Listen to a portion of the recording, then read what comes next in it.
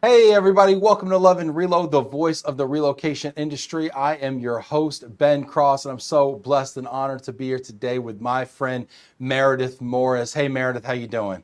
Hey, I'm great, Ben. Thanks for having me. It's awesome having you. It's always a pleasure talking to you. I'm so glad we could get together today. We got a lot to talk about, Meredith. So much.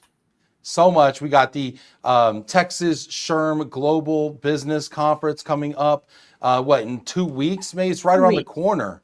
2 weeks. It's crazy. In 2 weeks, I'm going to see you in Austin. I can't wait. I know. Yeah, Yes. it's going to be a good time. And then Meredith, I want to catch up with you and talk to you a little bit about what you're doing with Benevo, because I'm seeing some really cool stuff going on with y'all. Yeah. No, that's great. Thank you so much. Yeah, I can't wait to talk about that. Yeah. So we're going to be getting into the conference. We're going to be talking a little bit about Meredith. We're going to be getting into all that kind of stuff. So get in the comments, hit that like button. I want to hear from you. If you're out there, let us know who you are, where you are, what you're up to. Lisa Frederick checking in. Good afternoon, all. What's up, Lisa? Let us know where in the world you are here. Rob Zeit says there better be a discussion about the best barbecue in Austin and in Texas. What do you think? Are you a barbecue fan, Meredith? Oh, I'm a huge barbecue fan. In fact, I just smoked a brisket on Sunday. Yeah. How long did that take you? It's about a 12, 13-hour process. Yeah, it was Yeah, good too. It nice. was so good. I know everybody's got their favorite, but yeah, it Now, is was that great. an overnight cook, Meredith? No, I started it early in the morning, about 5 a.m. Oh my gosh. I know. Good night.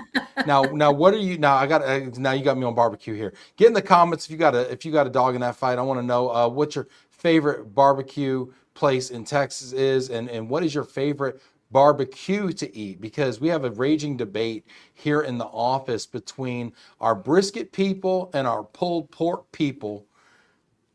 Meredith, what's your favorite cut to eat in barbecue land? I got to tell you, it's got to be brisket, hands Yeah. down, beef. Yep. Now, are you a lean or a moist person? I like both of them. So Little I'll eat them mix. either way. Yep. I can either way. They're good. Yeah. Yeah. Yeah. I'm a moist brisket person, but moist that really just means fatty. That's what it Yeah. means. Fatty. So, Okay. so everyone out there understands. Fat is flavor. Give me the bark as well. These are all like words you got to learn. You come to Texas here. Yeah. But Meredith, you're down there in Houston, aren't you? I am. I'm based in Houston, Texas. Yes. Native Houstonian. I'm a rare breed anymore. So give me one or two barbecue recommendations down there besides stopping by your house and eating some of that brisket. Besides stopping by mine. I think in Houston, I would say, you got to go with, oh, that's a tough one because we got a lot of them here. I was in Um, Houston recently, like maybe 2 months ago, and you know yeah, where I stopped by? I'm gonna tell you what do you think about Truth Barbecue? I haven't eaten there. I heard it was amazing. I know Unreal. good companies like, kind of the down home Mhm. staple here. They've been around a really long time and there's always consistent and good. Yeah, good company. They also make a mean pecan pie too, I believe. They do make a mean pecan pie. Yeah. Exactly. Yeah.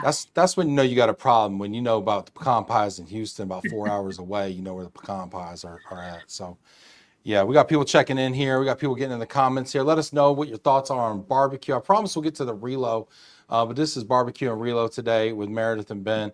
Hello from Nashville. Brisket is the best. Now Tennessee in the house here. I don't know. I don't know how I feel about it. I'll be honest with you. I mean, we're a very inclusive show. We love everyone, but I don't know. Tennessee barbecue. I don't know. God bless. We love y'all. All right. Um, all right. We'll keep it moving here before this thing gets off the rails here. Um, we got a real Good conversation though, yeah. We could do this all day. All right. Let's get into it here. We got people checking. I think Robert Brizuela there. What's up, Robert? Hey, Um, Robert. yeah, we got people checking in there. Sharon Uh, Pfeiffer. There we yeah, go. slash Sharon Sharon. Pfeiffer. So excited to see Mare on the big screen. I love it, Relo, and always great to see you, Ben. Thank you, Sharon. Yeah. Balaji, what's up? Good PM. Good afternoon. Good afternoon to you, Balaji. Love seeing Balaji Muhammad here. Shout out to Balaji. All right, you know what? And Balaji, since you're here, we got the Texas SHRM Global Business Conference coming up in 2 weeks. Meredith, you want to give us maybe a preview of what's in store? Yeah, let me tell you a little bit about that. So for some of the viewers that are out there, and by the way, thank you all for joining, and we love your excitement, and so glad you're here. So a little bit about the conference to give you kind of some flavor and history. So this conference actually was started 24 years ago. It's Wow. hard to believe, and I've been involved in it for, I don't know, probably over 10 plus, and the conference was always based in Houston. And so it started with just a small group of HR professionals that were, into global, and they really couldn't find an educational resource for them. And so over the years, it's just kind of grown and grown. We're still a very small conference. Don't get me wrong. We're still small, usually around like 200 people. But now, 24th year. This is actually my 4th year being a director of the conference. So the past 3, I raised my hand. I took it over from the director that had been doing it for 20 years. She decided to retire, and I was like, yeah, I can do that. I can run a whole global conference. Do you regret it, or are you excited that you did it, Meredith? It is depends on the day. Right now with 2 weeks to showdown, sometimes you got to dye your hair a little bit blonde. So get rid of the gray. But so we've always been in Houston for 23 years, and now 24, we're moving it to Austin. So we're going to start moving. We're moving to Austin this year and next, and really trying to branch out and make sure that we can take this conference, because it is part of Texas SHRM, and it's been a great experience. I mean, what prompted the move to Austin? I mean, you 23 years in Houston, now going to Austin. I know it wasn't just the barbecue. What was it? I think they felt like the conference needed to change and needed kind of like a fresh breath of air. The conference has always been highly successful and very well attended, but they just felt like it's time to do something different. It's time to really take the footprint of it and start moving it around in the Texas region so that everyone can, get an opportunity to attend. We have some amazing sessions. It's incredible. Well, and there's some fantastic corporations also in Austin. And what I love about Texas as a market is between Houston and Austin and Dallas, and then you've got the, West Texas, right? There's just a lot of different types of companies, different types of industries represented. So when you move it around like that, all of a sudden now you got Whole Foods come in, or you got, one of these companies, that's Dell or somebody like that now is engaging. So I think that's a really excellent idea. You want to tell us a little bit about the agenda that we've got to look forward to, Meredith? Yeah, absolutely. I mean, we have a stellar agenda. So I think that, if you haven't ever experienced this conference, it's definitely, to me, like one of the most amazing. But, what I would say on the agenda, we've got 2 keynotes this year, because we figured if we're going to move it to Austin, let's go big, right? Yeah, let's definitely. Really make that. So we've got Paige Feeling. She's our opening keynote. She's an amazing speaker. I mean, a masterclass. And so we're so excited that she's flying in. My other keynote speaker, he's a fabulous, fabulous person. It's John Ferguson. And John Ferguson is the ex-CHRO of NASCAR. Wow. And maybe we'll get lucky and find out where his next adventure is going to be. So we're super, super thrilled to have John there as well. Yeah, very vibrant. But yeah, that's awesome. I want to hear. I'm really curious. When I talk to CHROs and vice president of HR and everything, we talk about company culture. I'm always curious to hear their perspective on talent acquisition, their perspective on the role of global mobility. Let's be honest, right? What we're always kind of interested in. How does that fit into their toolkit and their strategy? Is it reactive? Is it proactive? Is it strategic? Is it tactical? How important is cost cutting? Because we hear cost cutting all the time when we deal at kind of the managerial and program manager level. But when the further up the chain we kind of go, we start hearing about value and strategy.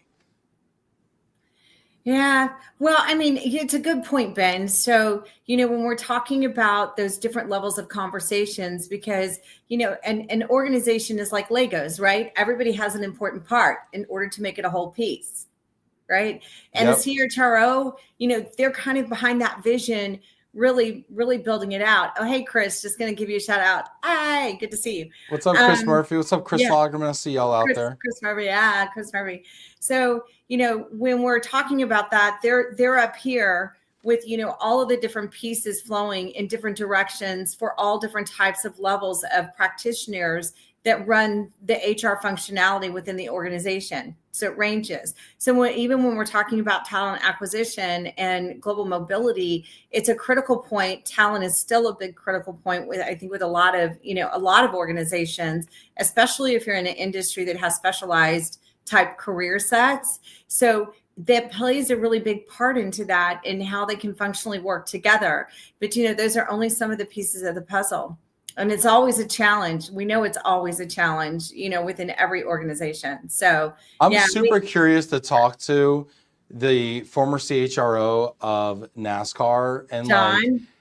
John, how much mobility and relo, is that important? Because NASCAR is pretty much a US based, it's a national association. It's a US based racing thing, right? But then you have F1 and you have these different ones, and I'm wondering, are they bringing people from around the world or not? I'm really curious. I hope I get the chance to talk to John. Am I going to get the chance to talk to John when we're there?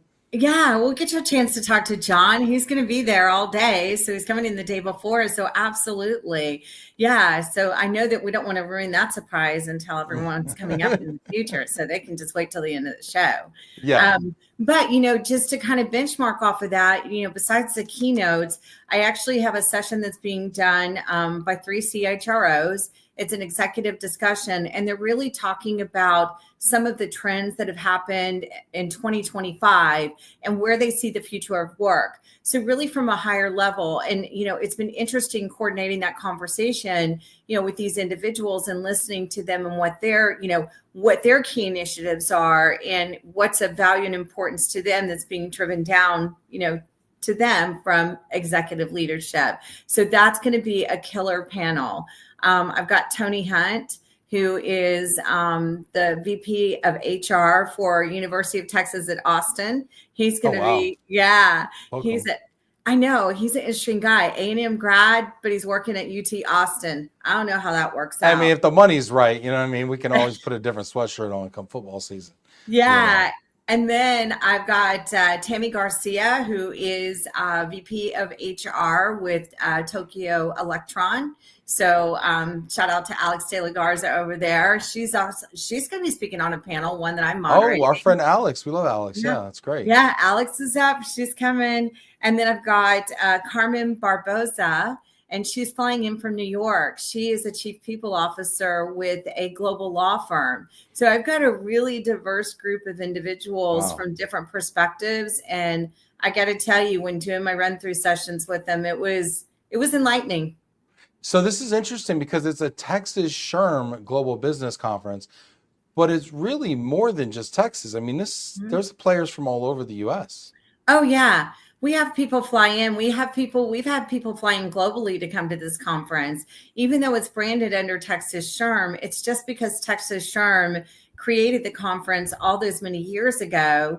And so it's just branded under that. But that doesn't mean that anyone from anywhere, they can attend. It's a conference. Sure. So this is super interesting. Now, how would you differentiate the program and the vibe that Texas SHRM Global Business Conference brings compared to some of the other conferences that we all know in our space? What's the difference, and why should people come out? I would say, that's a great question, Ben. So thank you for asking me that. Thank you. I really try hard to prep for these things. I know. We did a lot of prep work. I'm impressed. So, I would say the biggest differentiator, some of the biggest differentiators in this specific conference, a few, but the first thing is it's the content that we put together. So we don't focus on a singular line of content. There's a wide range of content, anywhere from paid transparency, to the C-level type conversations, to where maybe we're talking about global talent acquisition. So we're really in one day hitting a very big cross section of different topics that affect global human resources. And we've got some heavy hitters. The second thing is every session has an actual corporate practitioner in it.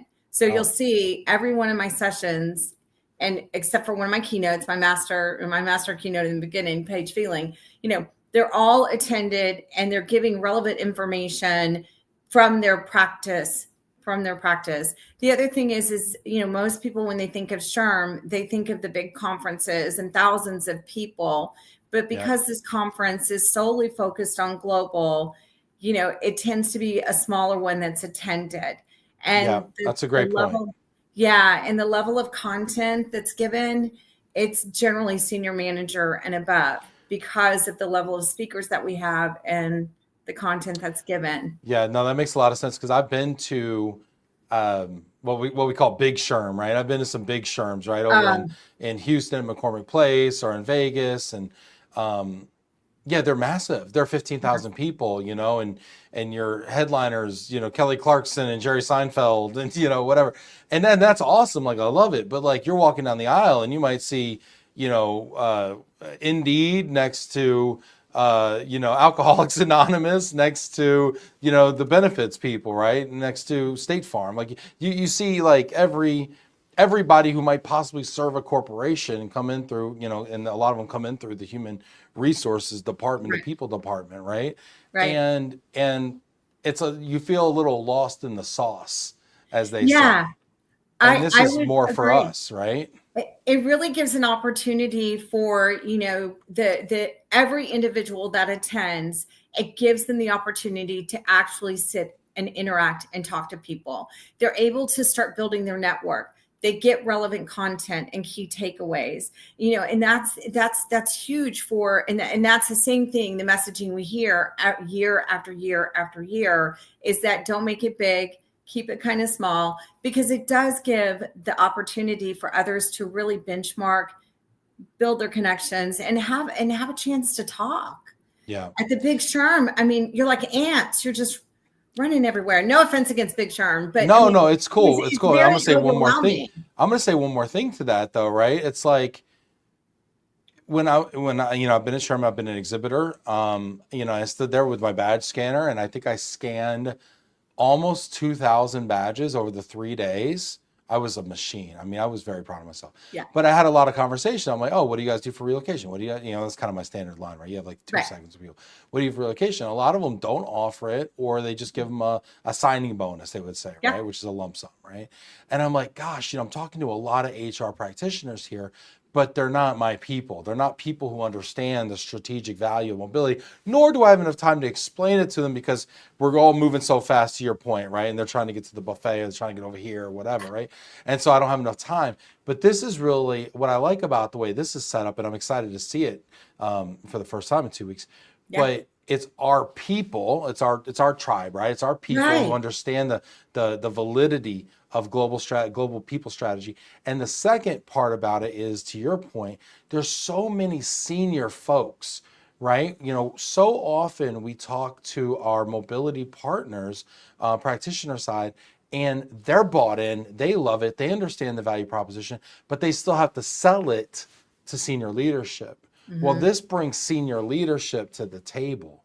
And I think that is just so valuable, because so often we have these really nice conversations with organizations, but they don't bear fruit because there's this disconnect between the level we're having the conversation and where the decision is made.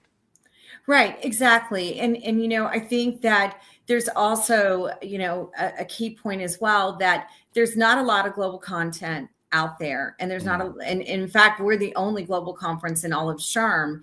But then even getting back when we're talking about education, what I'm finding and the impact and what I'm hearing, especially even in global mobility, when you reach that higher level position, there's not educational content that's relevant, especially if you've been in this industry a really long time. But the other thing, and I think you and I kind of touched on this too, is that a conference like this is great because global mobility continues to evolve and change. And I know, and I'm sure some of our practitioners here can tell us that, they're taking on other roles that we may not have seen 5 years ago, 7 years ago, even 2 years ago. Totally. I'm seeing that a lot. And really quick, get in the comments here. I want to know what you think about the evolution of the global mobility role, the strategic importance of the role. Chris Lagerman saying mobility should be part of retention strategy. Mm-hmm. I 100% agree with you, Chris. Move them and you won't lose them. Okay, I just coined that. All right, I just coined that. Move them when you want. Of course, you got them on a free payback agreement too, so that always helps. But we also got Richard checking in from Yeah. London town. Good to be here again. What's up, Richard? Thanks for coming in earlier and checking out our Get Talent too at noon our time. Hope the mic sounded a little better for you, Richard. Thanks for your feedback on that. Richard says, love the Benevo platform. Thank you, Richard. Look at that. You're getting plugs over here too. I Left love and right. it. I love it. Great. Thank you. Super cool. We're going to talk about that as well. Why don't we just dive into it? Why don't we dive into it? Yeah. By the way, if you're interested in registering, we have the link. Thanks to super producer Samara down there. We've got the link, Texas, SHRM.org/event-6050814 down below. So yeah, that's the link to register.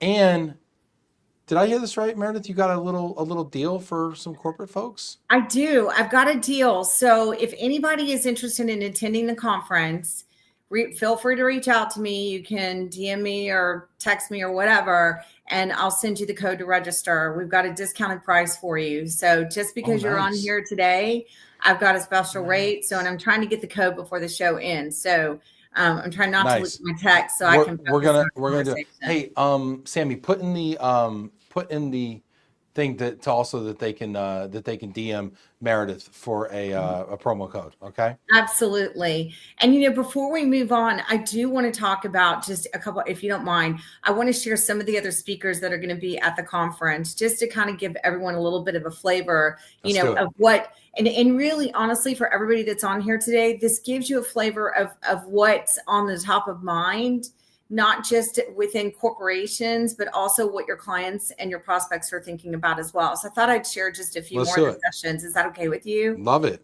Okay, cool. I love it. I love it. I love it. All right. Oh, and I have to give a shout out to my very small committee.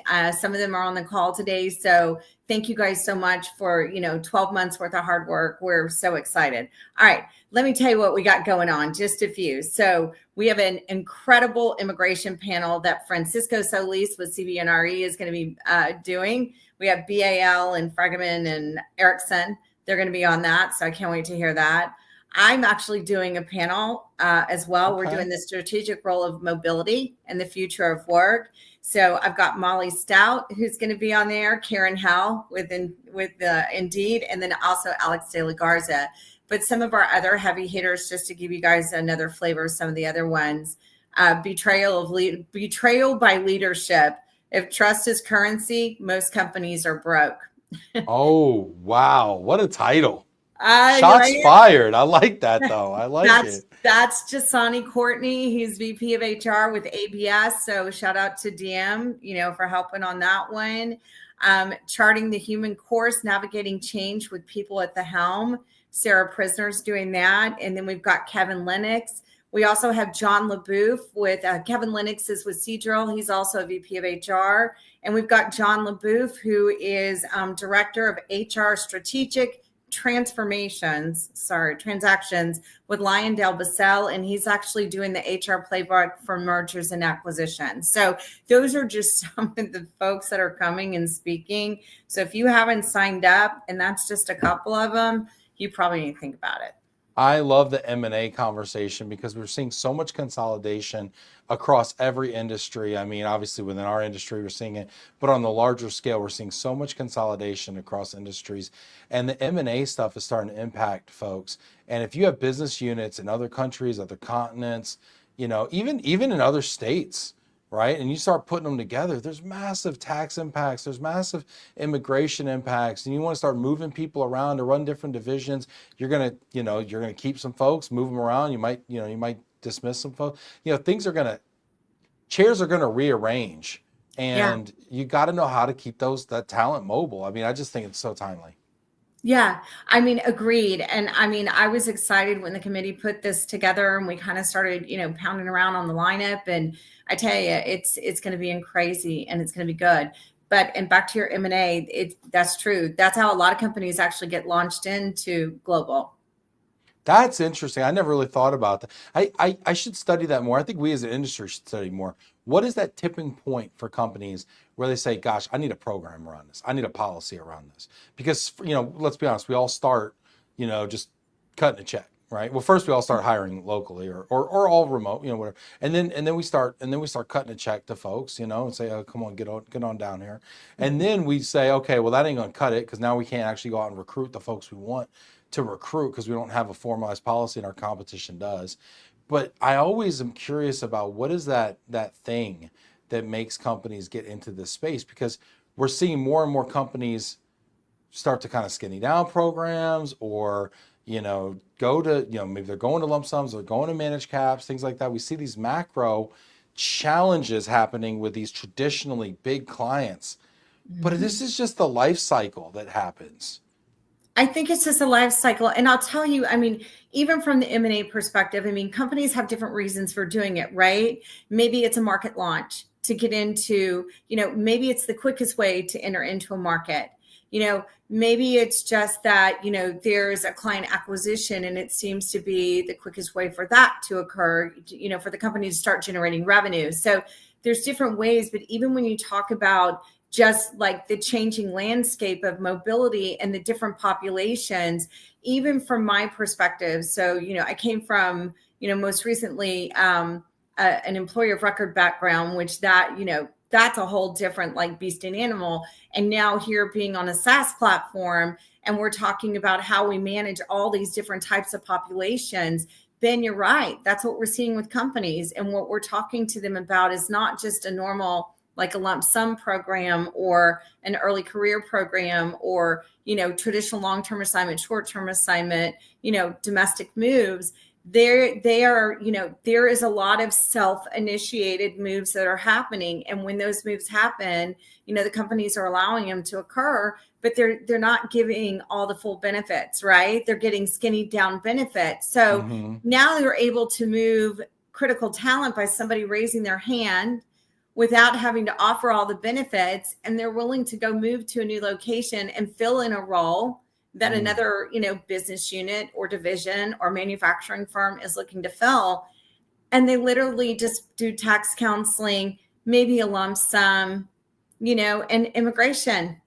Yeah. And so, that I think that's some of the impact that most of our, our industry is feeling, is how companies are now looking at those company sponsored moves and how the talent's doing it as well.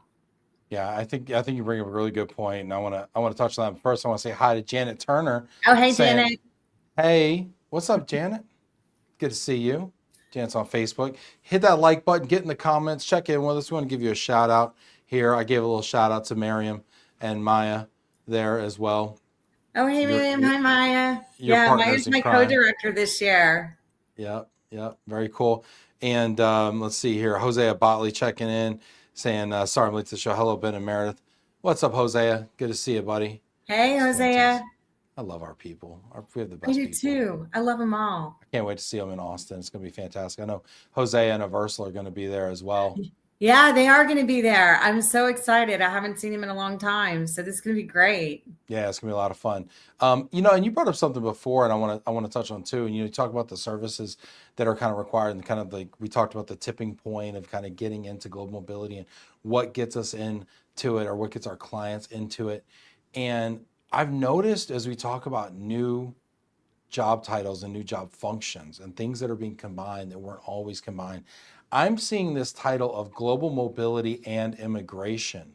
This immigration and global mobility being put together more often than I've ever seen it put together before. And I'm kind of excited about it because I think immigration is so strategically important, and it's such a non-negotiable, right?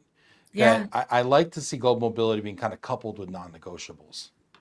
Yeah, I would agree with you. I mean, I feel like, global mobility and immigration, they play hand in hand, and still immigration is still, an extremely important element within any organization. And obviously, I know we've got some immigration like expertise SMEs out there today. Miriam. Speaking of which, here's one. Here's Miriam checking. Hey, girl, what's going on? So, because companies, there are those cases where, somebody outside of the business unit, they needed somebody somewhere fast. And guess what happens? They get stuck at the border, or Mhm. maybe they get told to leave the country, or most recently, a client story that, even from within, Benibo, for a new client that we've taken on, they actually had 2 Indian nationals that were given bad information and needed to come to the US, and traveled outside of India, made a stop and did a tourism before flying into the US. And guess what? They got grounded, sent back to India, and now they can't travel for the next 6 to 7 years. I mean, those are kind of worst case scenarios when it comes to that.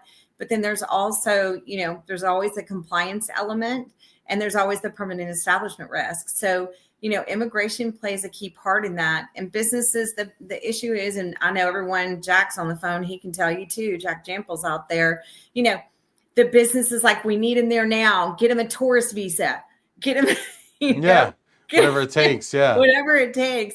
And they're like, we'll deal with the consequences later. But sometimes those consequences can be just as far reaching as, even some people getting thrown in jail, employees being thrown in jail.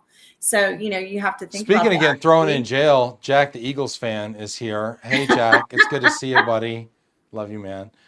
Jack's going to be speaking at the NTRP next week as well, I should note. So I'm looking forward to seeing Jack. Hey, Jack, when are you getting in? You getting in Monday? I want to know. Let me know. Maybe you come by the office. Maybe we do a little other side of the coin in person or something. Be fun, 3:00 Central next Monday, Jack. We were just talking about you, buddy. So hope you travel safe, and yeah, it's good to see you. But Clay Poe, tardy to the party. Hey, Clay. Tardy to the party. Okay, Clay, I see you, buddy.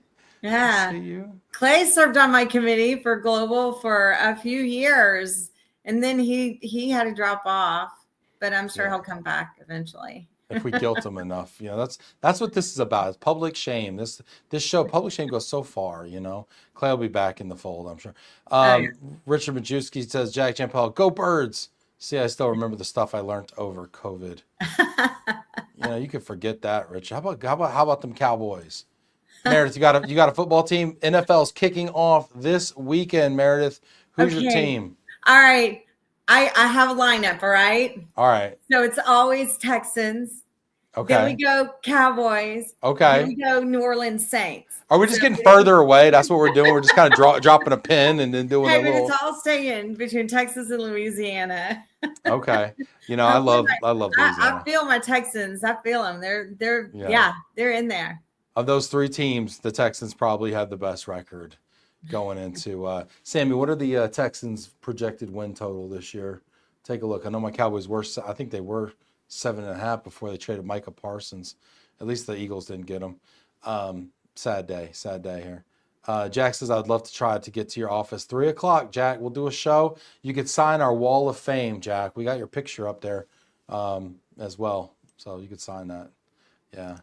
Look, Lisa says, go Lions. What's up, Lisa? It's so funny. We do this show. We talk about all this cool stuff. We talk about all this reload, all this smart stuff about immigration, everything. You start talking football, people just get in the comments like crazy. Yeah, see, Sharon's in there. She better say the Texans. Okay, Sharon, I see you. Oh, my gosh, so funny.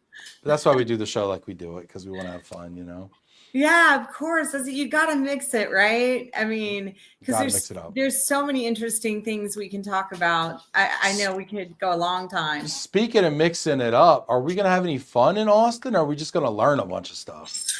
Well, of course we always have fun and we learn. Hey, never stop learning. So yeah, I know we're going to have a great time. Is there like a reception or anything we should look forward to? Yeah, actually there is. So we're trying to finalize. We had a little bump on our reception, but what's any conference that you don't have one bump, right? Yeah. So there's a reception the night before. So that's going to be cool. Okay. Where everyone, come down. We're having it at a little winery. So that's in Austin. So sounds like a lot of fun. And then we'll kick off. Of course, there is always a bar in the hotel. Nice. And there's, in Austin, shoot, head on down to 6th Street. We're only watch out 2 minutes from there. You never know what you're going to find there. I don't know that I've ever been to 6th Street before. I think I might have missed my window. I think my window might have closed to go to 6th Street. I don't know. Hey, Daisy, can I still go to 6th Street? I don't think so. I don't think I'm allowed. Hey, everybody can. Yeah, I guess as long as I'm supervised, I can go. As long as I turn on my what is it, that 360 app or something. Daisy says, so pumped for Sherman, Austin. Meredith and team have been working hard to make this an outstanding conference. Yeah. Thank Yeah. you, Daisy. Yeah. Daisy's great. Yeah, Daisy's going to be down there too. Oh, all right. So watch out, 6th Street, because here we come. All right. Here we go. It's going to be amazing.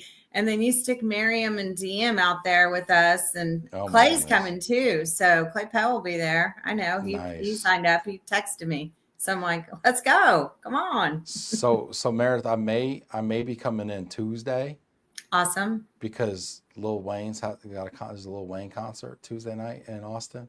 Hey. And I may have to go see Wheezy F Baby. I love it. I know. Well, so here's a fun fact. So this is why I'm kind of stoked, because on Wednesday, so that's when we've got all of our amazing, partners, sponsors moving in, right? And that's my birthday. So, hey, did you throw yourself the biggest birthday party? Is that what you did? You just threw yourself a big old birthday party. I did.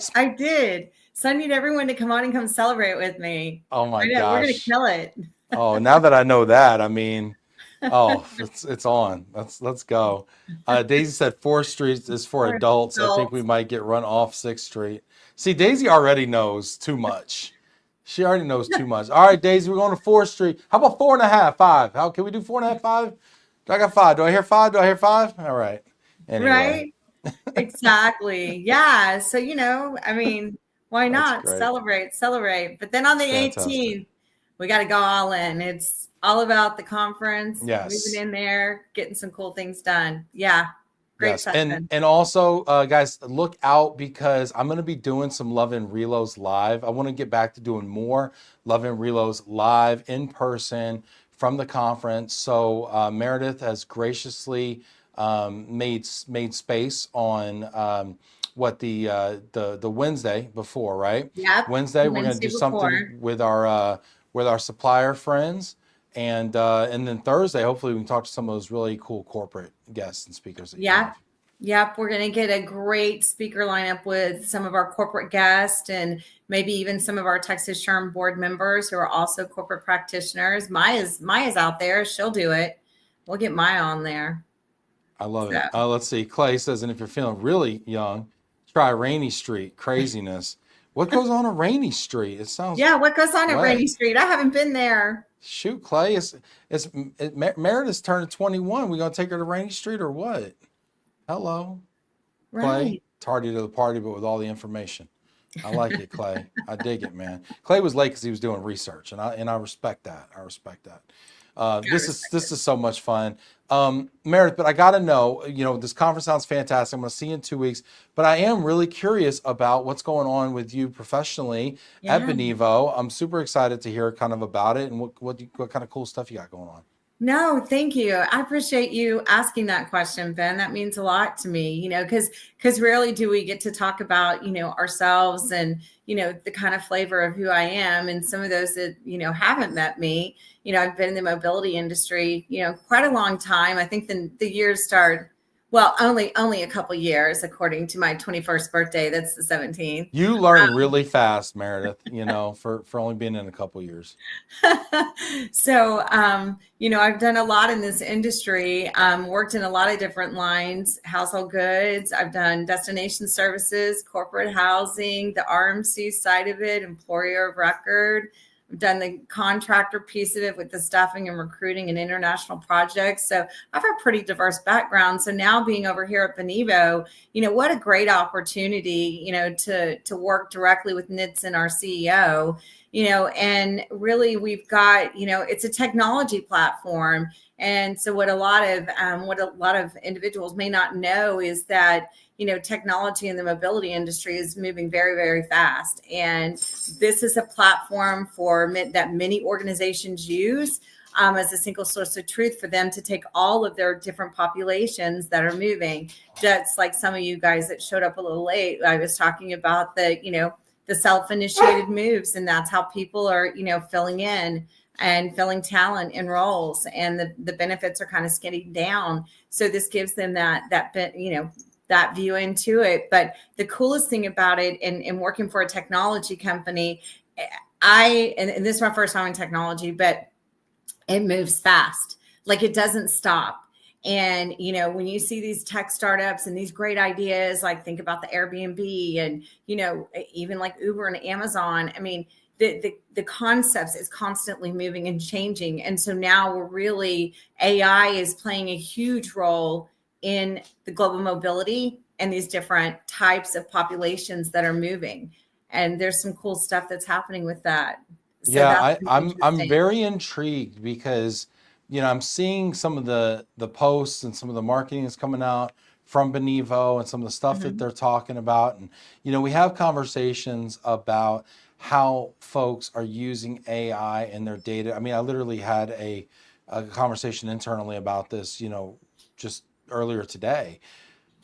But to see a company lean in and it's leading their strategy, because it is a tech company, I'm really kind of curious, like, what cool stuff you guys are thinking about. If you're allowed to even peel back the curtain. I don't want to put you on the spot here. I don't know what's confidential or not, but I'm kind of curious, what kind of cool stuff are you guys working on? Yeah, I mean, I can actually talk about a few things, but some of the cool things that we're actually working on is like, I'll take from certain angles. So let's just say like expense management. That's kind of one of those areas that, in many organizations, they're like, oh, I can't believe we got to do this, but everybody wants their money back, right? So we've been using AI in order to take the expense management process, and we're feeding in all of the parameters of a company's, basically all of their parameters of what they've set up on expense management. Like, you can't have a receipt more than this, or you can't spend more than this on your per diem.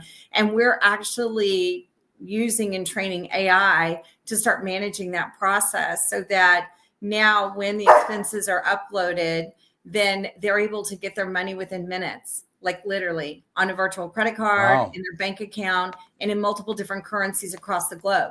So it's not just saying, oh, you have to wait 7 days until we can get that money to you in that bank account in that currency. That is how fast it's moving.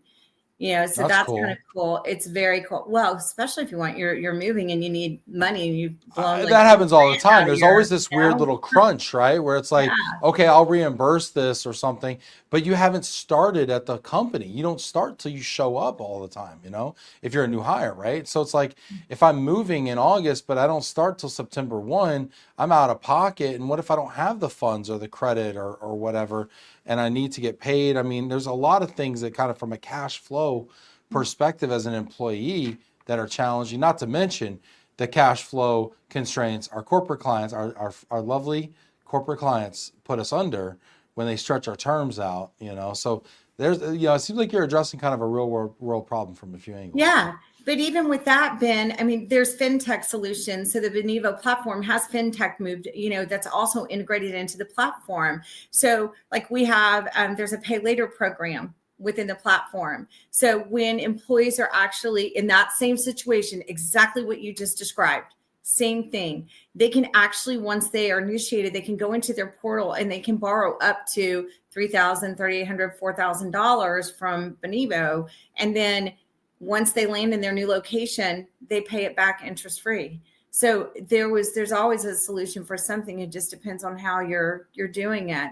But, Wow. It's really how that integration. But the other thing we're doing with AI that's different, and what we talk about is like, and most people, I'm not supposed to say bots, but Chat GPT, it's AI, right? They're bots. And so we've actually taken these agents. So ours are agents, and they're mobility intelligent agents, and our internal teams are training these agents. So they're training them on companies' policies, on their FAQs, on their benefits, on whatever the parameters are. And the more they train it, the better it gets. And if they don't allow it, when they loop it, it can't go out and grab what's called hallucinations, which is something new I learned. See? And so it now, when someone goes on to their agent within their platform, within their program, they can ask questions 24/7. And now these agents are answering up to 80% of employees' questions 24/7 and saving the mobility teams just hundreds of hours of time. Sure. Well, and I'm sure a lot of customer satisfaction too gets impacted when people can't get answers immediately, right? I mean, you need something simple like when's my closing date or when's my shipment due or whatever, which is a fairly simple question. But if you're waiting for your relocation consultant to get back, and I mean, we just went through a 3-day holiday weekend, right? You know, now are you waiting 72 hours? I mean, and if you're not, what toll is that taking on the human being sitting in that relocation consultant seat having to answer those questions? So, you know, I think that's you know, makes a lot of sense. It really does. Yeah. And we have more futuristic stuff coming. So we'll stay tuned for sure. We're doing more reveals. I already told Ben a little bit about it, but you know, I'm sworn to secrecy. Yeah, he's sworn to secrecy, but the futuristic stuff, it's out there. It's ready. It's moving. It's coming. I've seen it. It's freaky.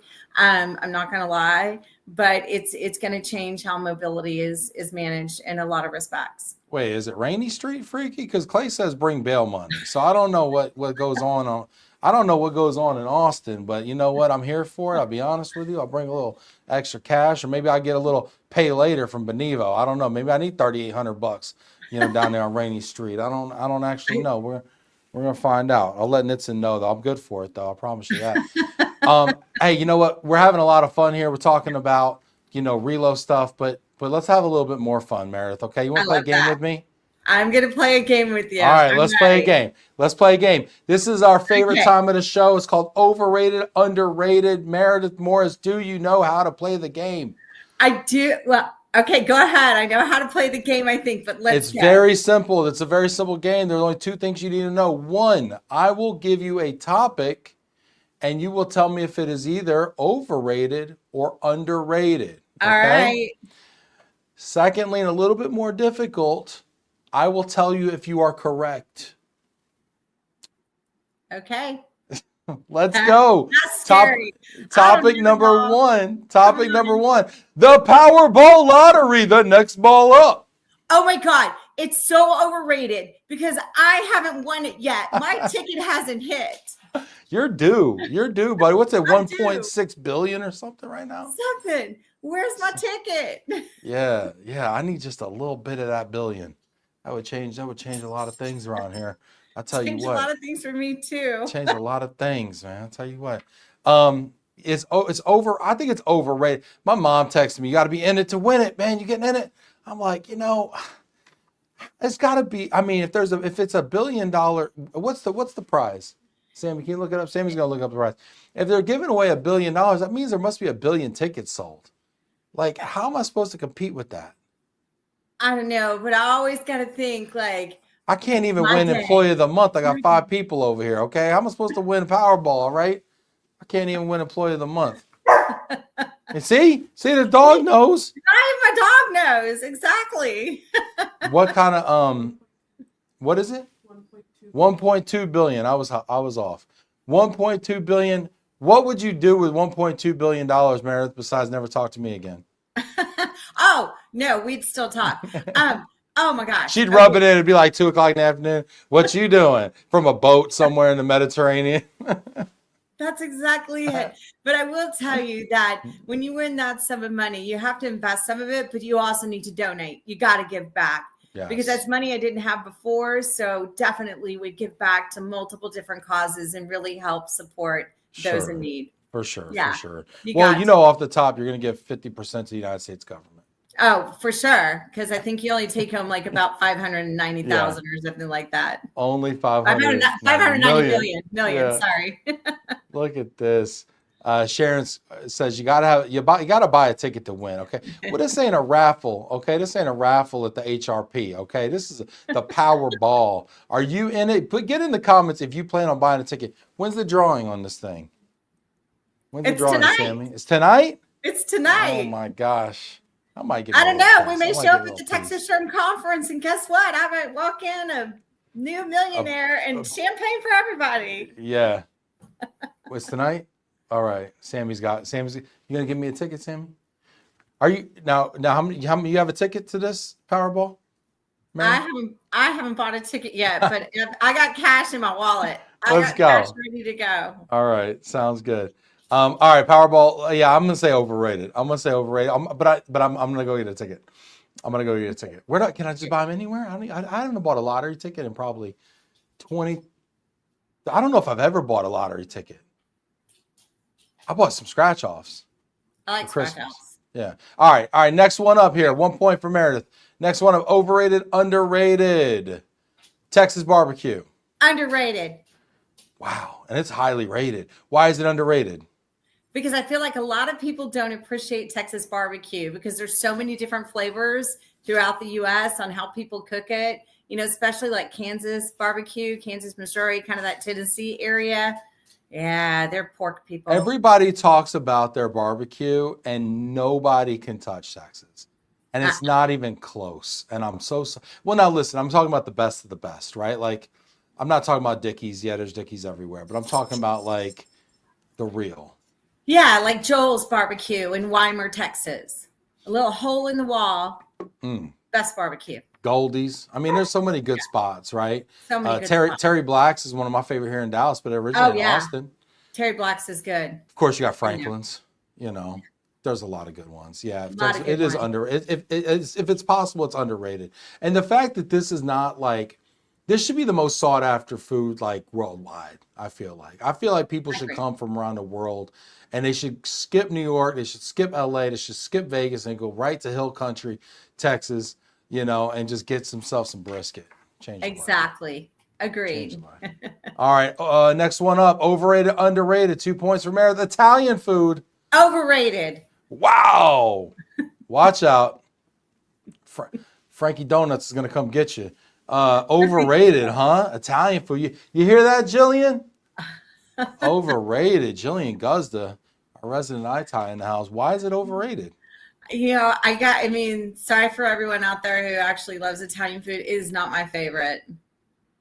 Little Olive Garden on a Tuesday, little soup and salad. I'm just kidding. You know, what's your favorite Italian? Well, what's your favorite Italian dish? I would say if I had to talk about any Italian dish, I would think my favorite is probably like the stuffed ravioli. That would be my favorite. Okay. All right. Yeah. We're gonna have to, you know, I'm gonna make it my mission in life to change your mind. We're gonna have to go. And she's like, I gotta eat it a decent one. Italian food being overrated is crazy. Yeah, but it's been so highly rated for so long, Jill, and I feel like we've been getting by on just like reputation from the 80s and the 90s, Jill. I think I need to see a little bit more progression, okay, across the canon. Let's see. Chris Murphy said, come for SHRM, then head over to Interstellar, Franklin, or Le Barbecue. Are all fantastic. Quickly becoming an Austin local favorite is good barbecue company. Yeah. Yes, Chris. Nice list, buddy. Nice list. Yeah, you know, I like the Northern Italian too. I think, you know, there's dishes and stuff like more of a chicken piccata. It's a little lighter. It's a little more Mediterranean, maybe. Yeah. You know, I don't know. I don't really know. I like it. I married a half Italian gal. So what are you gonna do? Well, there you go. It's my Sunday comfort food. You know what, Meredith? You're gonna lose a point for that one. 2 points for Meredith going into the turn. Overrated, underrated. Next one up. Luxury cars. Overrated, underrated. Overrated. Okay. All right. Is there a luxury car in particular that's most overrated? I would say probably the BMWs, in my opinion. I like that call. Thanks, Meredith. just out here, just firing off. I love it. Why are they overrated? You know, I just think for the price, you could get something so much better. Mm-hmm. You know, yeah. Or use that money somewhere else. Yeah, I mean, like I drive a Ford Bronco full size. Why not? Oh, those Broncos are cool though. Those are slick. Cool. Yeah, I mean, that's kind of a fancy. That's like a sleeper, like a fancy That's kind of nice. Yeah, I think you can get you know, I got a Jeep and a Chrysler Pacifica. You know, it does. Of course, my Jeep is kind of swanky, but I don't know. Yeah, I'm with you on that luxury cars. But I do point out the Bentleys to my son every time I take him to school. And like, Hey, one I've day, stood by a Bentley before, never been in one. yeah. Well, you come ride mine once you win that Powerball. All Ah, right. there you go. There's a point for Meredith. Next one up, overrated, underrated. Cowboy boots, y'all. Underrated. Ooh, okay. Tell them. I do. I think cowboy boots are underrated. I mean, they are like a staple, and people wear them with their suits and dresses and stuff. So a lot of people think they're uncomfortable, but they're really not. I agree. I think for men out there, it's the only way you can wear heels. Mm. You know, so think about it, guys. You need a little lift, you need a little pep in your step, right? Get in them boots. You know, I think so. I think they're I think you can, you know, I have some exotic ones. I have some Cayman, you know, and so it's a way Yeah. for you to kind of like show off a little bit, you know, a little flair. Got I like it. to. I like it. I'm with you. I'm with you, Meredith. Another point for Meredith. Cowboy boots. Do we got 6 for Meredith today? One more. Overrated, underrated. Flip flops. Oh yeah, flip flops are way underrated. Way under. You went from cowboy boots to flip flop. You went from the most possible coverage to the least possible coverage. I love flip flops. You might just like feet. Okay, at this point, you just like everything. All right. Why are flip flops underrated? Because flip flop. I don't know why we can't wear flip flops like with our suits. Like, why not? Why? I mean, like, Because you're already wearing boots. How are you going to wear flip flops? You got to in come the up in flip summer, flops. you I'm going to come can't. up in boots and we're going to be having a drink. I'm going to step on your toes. You got an OSHA problem on your hands? They're so comfortable. Like, you know, they're just, I don't know. To me, that's about relaxation. I love them. I mean, there's something about flip flops that, you know, you can't be stressed when you're wearing flip flops unless your plantar fasciitis starts acting up on you. But I think, I don't know. I worry about your arch support. I worry about the lower leg, maybe the ankle, the calf, the cankle, you know, in a flip flop. I feel like, you know, it could be bad for you. I don't know.